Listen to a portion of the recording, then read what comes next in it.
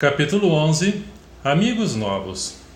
Conduzindo equipamento indispensável ao trabalho, despedimo-nos da instituição socorrista, colocando-nos a caminho da crosta.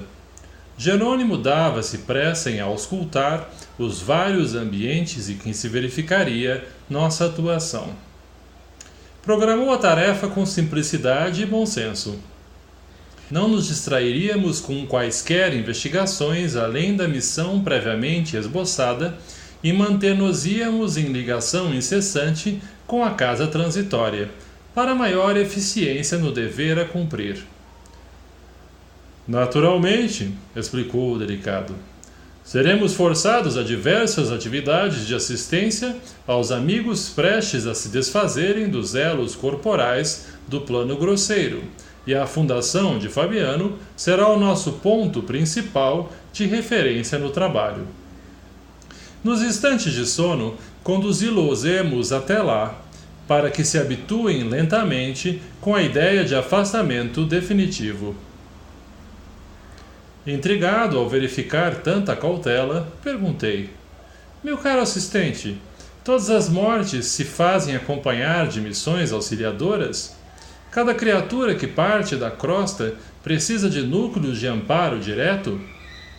O amigo sorriu com indulgência, na superioridade legítima dos que ensinam sabiamente, e esclareceu: em absoluto. Reencarnações e desencarnações, de modo geral, obedecem simplesmente à lei. Há princípios biogenéticos orientando o mundo das formas vivas ao ensejo do renascimento físico, e princípios transformadores que presidem aos fenômenos da morte em obediência aos ciclos da energia vital em todos os setores de manifestação. Nos múltiplos círculos evolutivos, há trabalhadores para a generalidade, segundo os sábios desígnios do Eterno. Entretanto, assim como existem cooperadores que se esforçam mais intensamente nas edificações do progresso humano, há missões de ordem particular para atender-lhes às necessidades. Sentindo minha estranheza, Jerônimo prosseguiu: não se trata de prerrogativa injustificável nem de compensações de favor. O fato revela a ordenação de serviços e aproveitamento de valores. Se determinado colaborador demonstra qualidades valiosas no curso da obra, merecerá, sem dúvida, a consideração daqueles que a superintendem, examinando-se a extensão do trabalho futuro. No plano espiritual, portanto, muito grande é o carinho que se ministra ao servidor fiel, de modo a preservar-lhe o devotado espírito da ação maléfica dos elementos destruidores, como o desânimo e a carência de recursos estimulantes, permitindo-se, simultaneamente, que ele possa ir analisando a magnitude de nosso ministério na verdade e no bem, em face do universo infinito. Ouvindo-lhe a elucidação, lembrei-me instintivamente dos tipos apostólicos que conhecera na experiência humana. Não haveria contradição no esclarecimento? Os padres virtuosos com os quais mantivera contato no mundo eram pessoas perseguidas por todos os flancos. Notava que criaturas de mais subido valor moral eram justamente as escolhidas para o assédio da calúnia constante. Sem relacionar apenas os de minha intimidade, recordava a própria história do cristianismo. Não era, porventura, cheia de exemplos? Os temperamentos por muitos anos fervorosos na fé haviam sido pasto de feras. Os continuadores do Mestre foram vítimas de tremendas provações e ele mesmo alcançara o Calvário em passadas dolorosas. O assistente percebeu o jogo de raciocínios que se me desdobrava no íntimo e esclareceu: suas objeções mentais não têm razão de ser. A concepção humana do socorro divino é viciada desde muitos séculos. A criatura pressupõe, no amparo de Deus, o protecionismo do sátrapa terrestre. Espera perpetuidade de favores materialísticos, injustificável destaque entre os menos felizes, dominação e louvor permanentes. Costuma guardar serviço, estima e entendimento, mas desdenha servir, estimar e entender, quando não seja em retribuição. O subsídio celeste traduz-se por benditas oportunidades de trabalho e renovação. Chega, muitas vezes, ao círculo da criatura como se foram gloriosas feridas, magníficas dores, abençoados suplícios. Enquanto predomine na crosta planetária os impulsos de animalidade primitiva, os agraciados pela bênção divina serão, em sua maior parte, representantes do poder espiritual, os quais, de maneira alguma, ficarão isentos de testemunhos difíceis nas demonstrações imprescindíveis.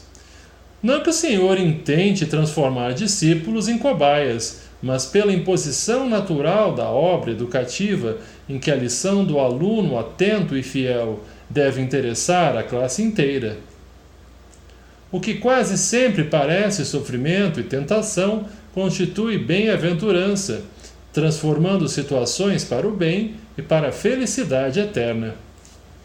O argumento era lógico e incisivo. E porque o assistente silenciasse, cogitando, talvez, do objetivo fundamental que nos conduzia ao trabalho previsto, procurei reter impulsos indagadores.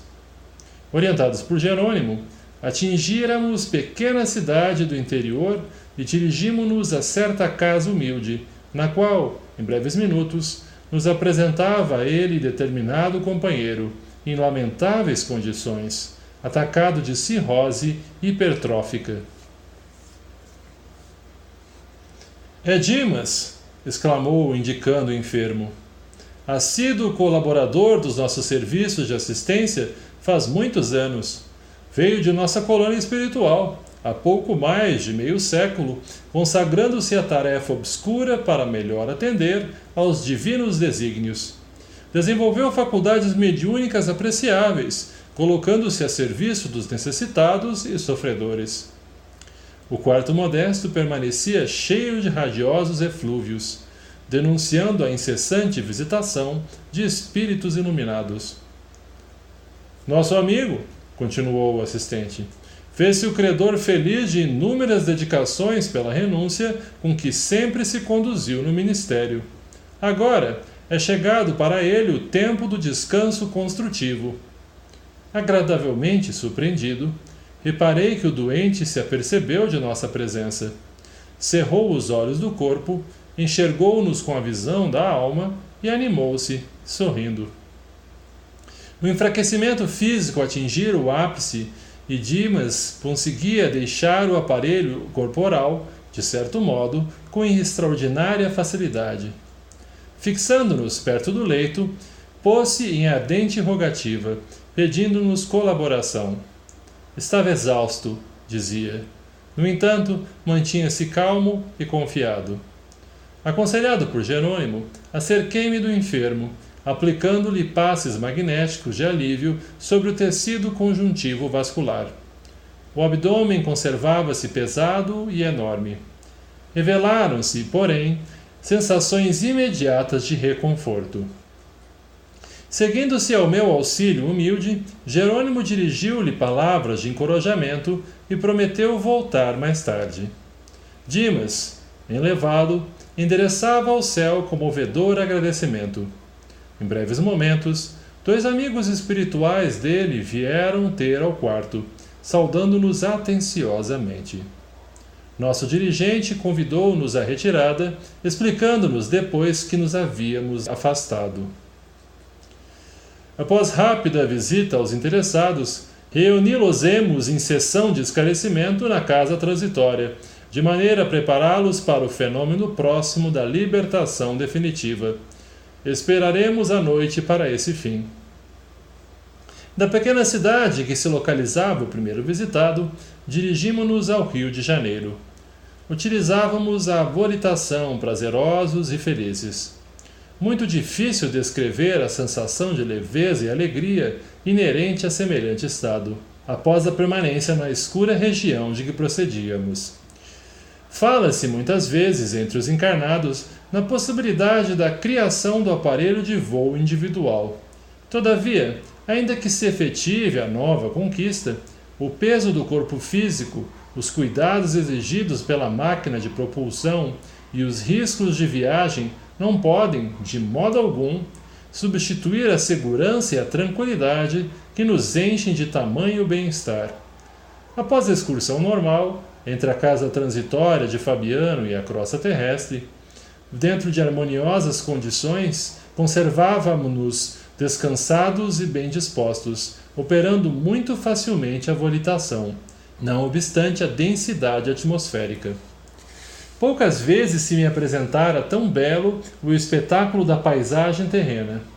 Serras e vales, rios e arroios marcando cidades e vilarejos, sob o espelho rutilante do sol, falavam-me ao coração da misericórdia do Altíssimo, congregando as criaturas em ninhos floridos de trabalho pacífico. Pensamentos de louvor ao Eterno Pai felicitavam-me o espírito. O casario compacto do rio achava-se agora à nossa vista. Não decorreu muito tempo e penetramos singular residência, em bairro menos populoso, e deparamos com enternecedora paisagem doméstica.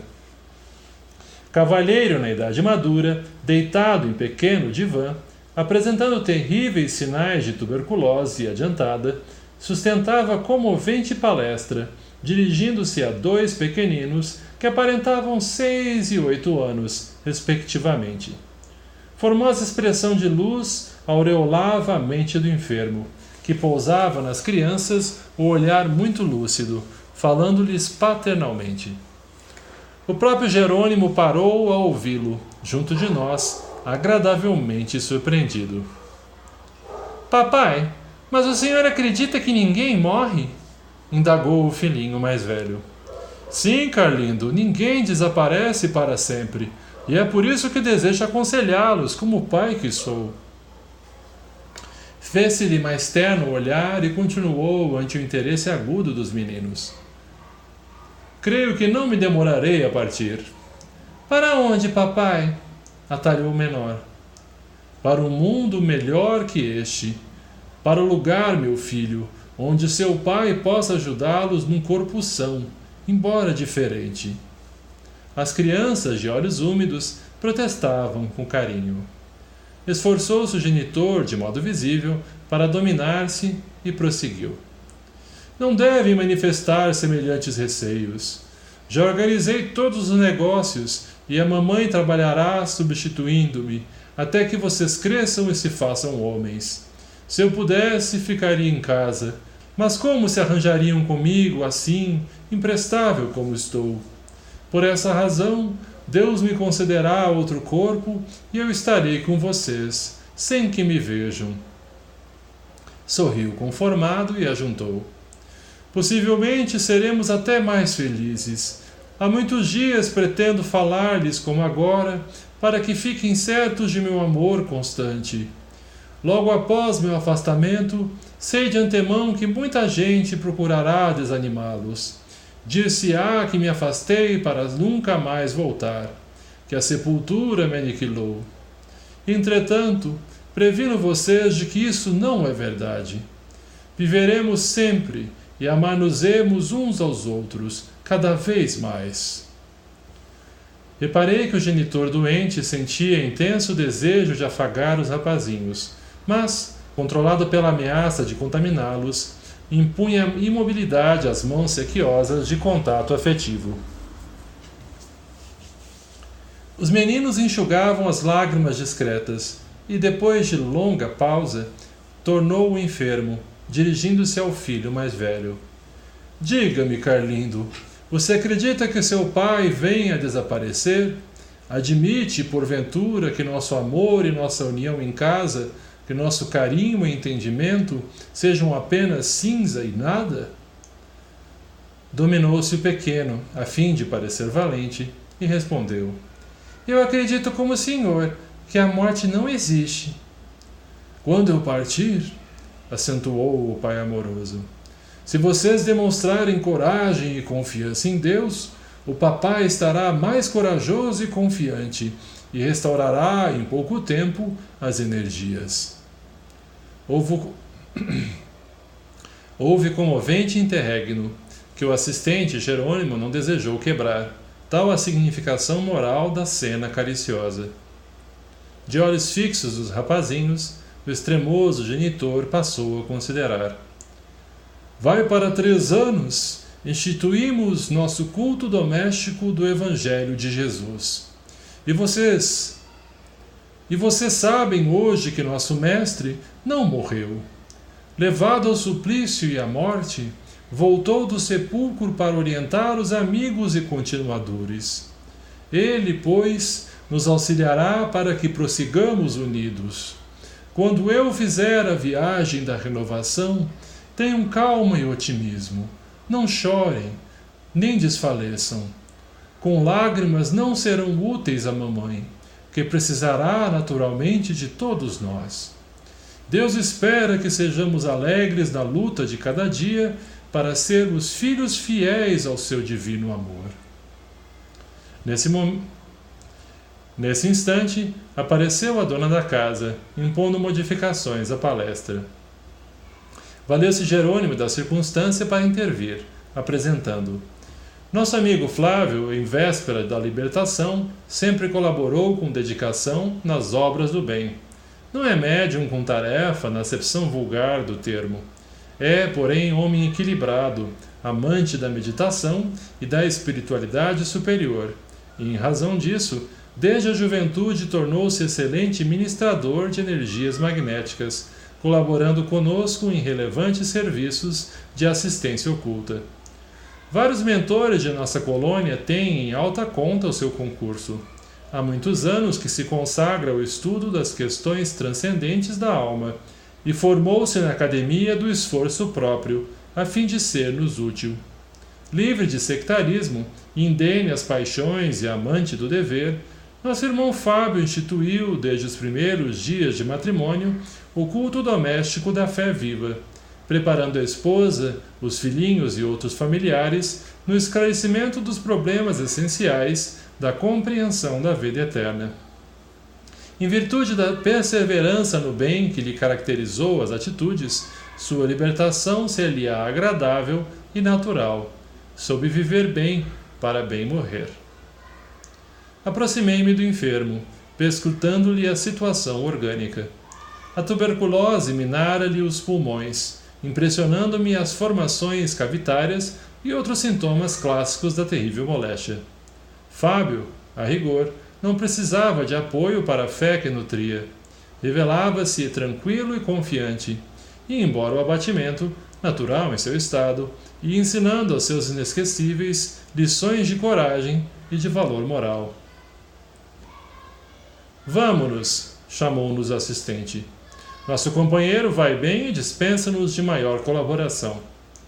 Saímos admirados com o exemplo entrevisto. Daí a instantes, Jerônimo conduzia-nos a confortável apartamento em moderno arranha-céu de elegante bairro. Entramos. No leito, permanecia a respeitável senhora de idade avançada, com evidentes sinais de moléstia do coração. Cercavam-na, atenciosas, 2 senhoras ainda jovens, que a acumulavam de discretos cuidados. É nossa irmã Albina, explicou-nos o dirigente amigo, filiada a organizações superiores de nossa colônia espiritual.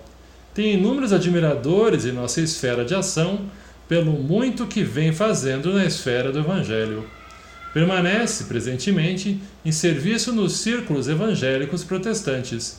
Fez profissão de fé na Igreja Presbiteriana e, viúva desde cedo, consagrou-se ao labor educativo, formando a infância e a juventude no ideal cristão.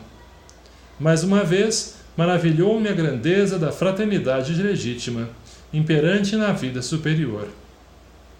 Não se buscava o rótulo das criaturas, não se cogitava, em sentido particularista, de seus títulos religiosos ou sociais.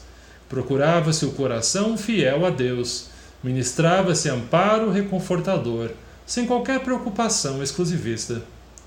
O assistente Jerônimo aproximou-se dela, tocou-lhe a fronte com a destra, e Albina, de semblante iluminado e feliz ao contato daquela mão bondosa e acariciante, exclamou para uma das companheiras que a assistiam: Eunice, dá-me a Bíblia.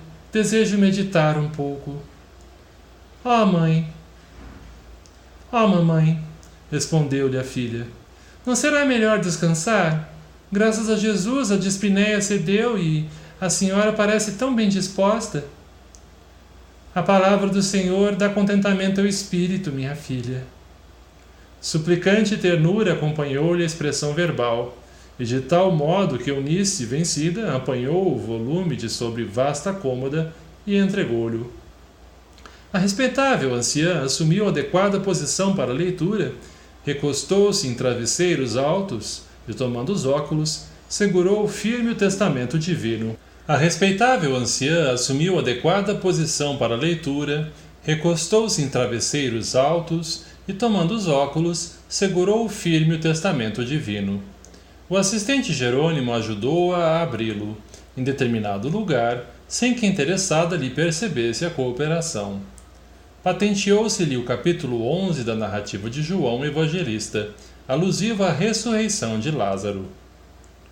A simpática velhinha leu-o pausadamente, em alta voz. Terminando, exclamou comovidamente: Agradeço ao nosso divino mestre a alentadora leitura que nos mandou. Praz aos céus possamos todas nós encontrar a vida eterna em Cristo Jesus. Assim seja. As filhas acompanhavam-na respeitosas. Jerônimo recomendou-lhe aplicar à doente passes de reconforto. Depois da operação magnética, observei-lhe a insuficiência cardíaca, oriunda de aneurisma em condições ameaçadoras. Dispunha-se o assistente a conversar conosco, evidenciando as formosas qualidades da enferma, quando alguém de nosso plano assomou à porta de entrada. Era dedicada à amiga que vinha velar à cabeceira. Cumprimentou-nos bondosa, com encantadora simplicidade. Jerônimo explicou-lhe nossa missão. A interlocutora sorriu e considerou. Reconforta-nos a proteção de que nossa irmã é objeto. No entanto, creio que há forte pedido de prorrogação em favor dela. Todos somos de parecer que deva ser chamada à nossa esfera com urgência, para receber o prêmio a que fez jus. Todavia, há razões ponderosas para que seja amparada convenientemente, a fim de que permaneça com a família consanguínea na crosta por mais alguns meses. Teremos prazer em todo o serviço fraterno, acentuou Jerônimo com afabilidade. Passaremos por aqui diariamente até que a tarefa termine. Do que houver de novo, seremos informados. A simpática visitante de Albina agradeceu e partimos. Muito significativa para mim foi a ponderação ouvida. Mas, reparando que o assistente seguia atento ao trabalho que nos cabia desenvolver, abstive-me de qualquer interrogação. Varávamos, em breve, larga porta de movimentado hospital, defendido por grandes turmas de trabalhadores espirituais. Havia aí tanta atividade por parte dos encarnados como por parte dos desencarnados. Seguindo, porém, as pegadas de nosso dirigente, não dispensávamos maior atenção aos desconhecidos. Após atravessarmos corredores e salas, alcançamos grande enfermaria de amparo gratuito. A maioria dos leitos ocupados mostrava o doente e as entidades espirituais que o rodeavam, umas em caráter de assistência defensiva, outras em acirrada perseguição. Desdobravam-se-nos as mais diversas cenas. Prevenindo talvez mais a mim que aos demais companheiros, o dirigente de nosso grupo recomendou: não dispersem a atenção. Decorridos alguns segundos, estávamos à frente de um cavalheiro maduro, rosto profusamente enrugado e cabelos brancos, a cuja cabeceira vigiava excelente companheiro espiritual. Apresentou-nos Jerônimo a esse último. Tratava-se do irmão Bonifácio, que ajudava o doente. Em seguida, indicou-nos o doente mergulhado em lençóis alvos e esclareceu: aqui temos nosso velho Cavalcante. É virtuoso católico romano, espírito abnegado e valoroso nos serviços do bem ao próximo. Veio de nossa colônia há mais de 60 anos e possui grande círculo de amigos pelos seus dotes morais. Sua existência, cheia de belos sacrifícios, fala ao coração. Aqui se encontra junto dos filhos da indigência, abandonado da parentela, em virtude de suas ideias de renúncia às riquezas materiais, mas não se acha desamparado pela divina misericórdia. Fim do ligeiro intervalo, adiantou-se Bonifácio, informando: a intervenção do duodeno foi marcada para amanhã. Nosso dirigente, deixando perceber que já conhecia o caso, comunicou: assisti-lo-emos no instante oportuno. Obedecendo-lhe as recomendações, fiz aplicações magnéticas, detendo-me em particular sobre o aparelho digestivo, da glândula parótida ao reto, observando, além da ulceração duodenal, a inflamação adiantada do apêndice, quase a romper-se. Notei, todavia, que Cavalcanti era absolutamente alheio à nossa influenciação. Nada percebia de nossa presença ali, verificando que ele, apesar das elevadas qualidades morais que lhe exornavam o caráter, não possuía bastante educação religiosa para intercâmbio desejável. Dos quadros que havíamos observado naquele dia, esse era, sem dúvida, o mais triste. Além das vibrações do ambiente perturbado, o operando não oferecia fácil ensejo à nossa atuação. Tenho tido dificuldade para mantê-lo tranquilo, dizia Bonifácio, inclinando-se para o assistente, em vista dos parentes desencarnados que o assediam de modo incessante. Não obstante os trabalhos de vigilância que garantem o estabelecimento, muitos deles conseguem acesso e incomodam-no. O pobrezinho não se preparou convenientemente para libertar-se do jugo da carne e sofre muito pelos exageros da sensibilidade. E muito embora o abandono a que foi votado, tem o pensamento afetuoso e excessiva ligação com aqueles que ama. Semelhante situação dificulta-nos sobremaneira os esforços. Sim, concordou Jerônimo. Entendemos a luta. A deficiência de educação da fé, ainda mesmo nos caracteres mais admiráveis, origina deploráveis desequilíbrios da alma em circunstâncias como esta. Conservar-nos-emos, porém, apostos, como retribuição ao devotado amigo, pelos obséquios inúmeros que dele recebemos. Quando nos despedimos, Bonifácio mostrou-se comovido e grato. Transcorridos escassos minutos, ganhávamos o pórtico de notável, simples e confortável edifício, em que se asilavam numerosas criancinhas, em nome de Jesus. Defrontava-nos de louvável instituição espiritista cristã, onde se sediava a compacta legião de trabalhadores de nosso plano. Bondoso ancião recebeu-nos afavelmente. Reconheci-o jubiloso. Achava-se ali Bezerra de Menezes, o dedicado irmão dos que sofrem. Abraçou-nos um a um, com espontânea jovialidade. Ouviu as explicações de Jerônimo com interesse e falou sorridente. Já esperávamos a comissão. Felizmente, porém, nossa querida Adelaide não dará trabalho. O ministério mediúnico, o serviço incessante em benefício dos enfermos, o amparo materno aos órfãos nesta casa de paz, aliados aos profundos desgostos e duras pedradas que constituem abençoado ônus das missões do bem, prepararam-lhe a alma para esta hora. Ele mesmo tomou-nos a dianteira, conduzindo-nos a compartimento modesto, onde a médium repousava. Na câmara solitária não se via nenhum irmão encarnado.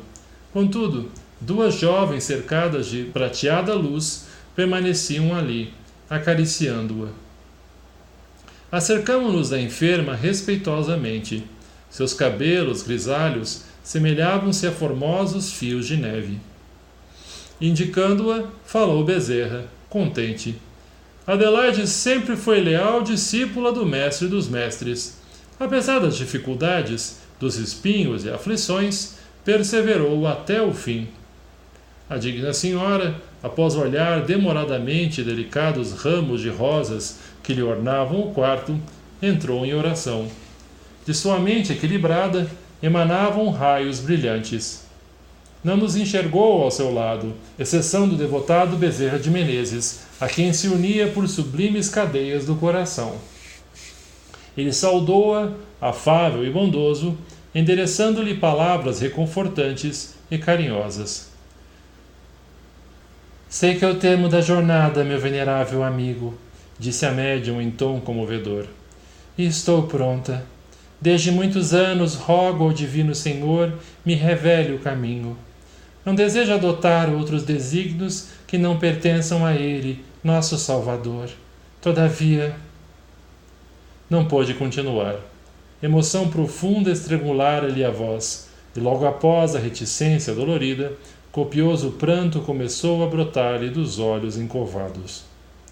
Bezerra acomodou-se junto dela, com intimidade paternal. Afagou-lhe com a luminosa destra a fronte abatida e falou otimista. Já sei, você pensa nos parentes, nos amigos, nos orfãozinhos e nos trabalhos que ficarão.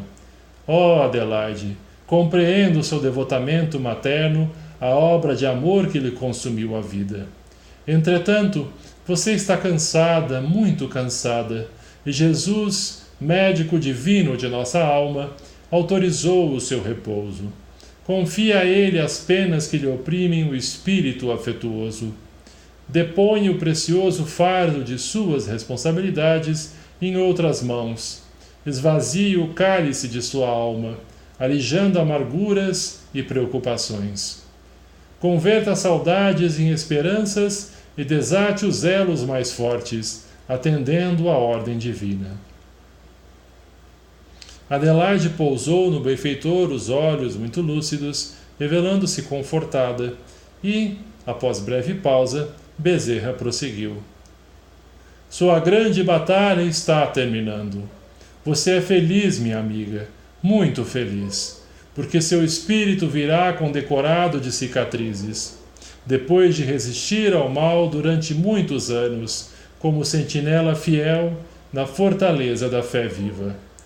Ensinou aos que lhe cercaram o caminho todas as lições do bem e da verdade possíveis ao seu esforço. Entregue parentes e afeições a Jesus e medite agora na humanidade, nossa abençoada e grande família. Quanto aos serviços confiados por algum tempo à sua guarda, estão fundamentalmente afetos ao Cristo, que providenciará as modificações que julgue oportunas e necessárias. Baixe a você o júbilo do dever bem cumprido. Arregimente, pois, as suas forças e não se entristeça, porque é chegado para o seu coração o prélio final. Coragem, muita coragem e fé. A respeitável irmã sorriu, quase feliz. Logo em seguida, pequeno auxiliar do Instituto quebrou o colóquio espiritual, abrindo a porta inesperadamente e anunciando visitas. Dona Adelaide, em face das circunstâncias, centralizou a mente no círculo dos encarnados e perdeu o benfeitor de vista. O venerado médico dos infortunados passou a entender-se com Jerônimo acerca de vários problemas que diziam respeito à nossa missão, enquanto nos retiramos, discretamente, proporcionando-lhes maior liberdade à permuta de ideias.